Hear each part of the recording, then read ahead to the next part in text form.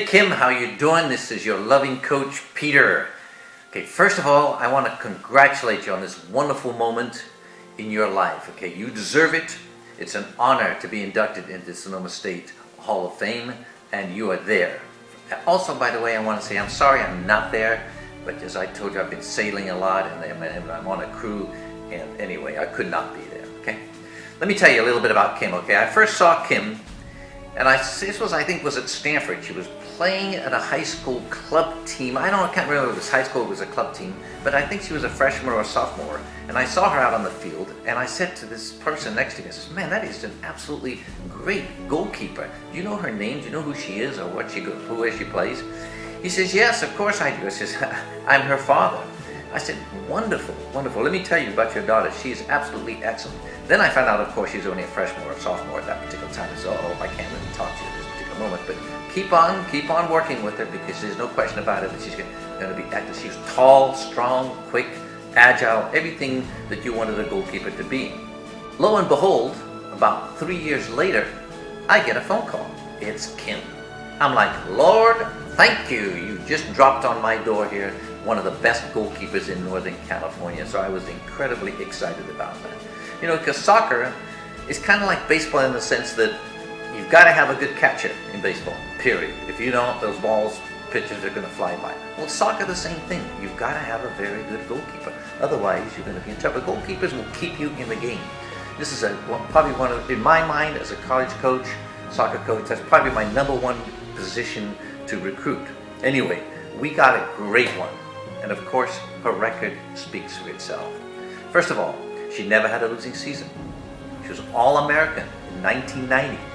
Three-time All-Northern California Athletic Conference selection. And I think the only reason she wasn't 4 years is because the first year, when she came in as a freshman, she didn't actually start. But then she started to play halfway through the season when our previous goalkeeper actually broke her arm. Which obviously, Kim, was to your benefit. The other great thing about her, besides all these accolades that she has, is that when we were playing for the national championship in Miami against Barry University that particular time, this is the semifinals, which was, by the way, they were ranked number 1 and they were expected to win the whole thing. We ended up tying them at the end of the game, and then overtime time, so we went into penalty kicks. And it came down to the last penalty kick, and Barry takes it, and Kim makes the save that puts us into the finals. In the finals, we eventually played Delphi University and won 2-0, which was another shutout for Kim. But it took that kind of a goalkeeper to put us in the finals. Most important, she's also a great person.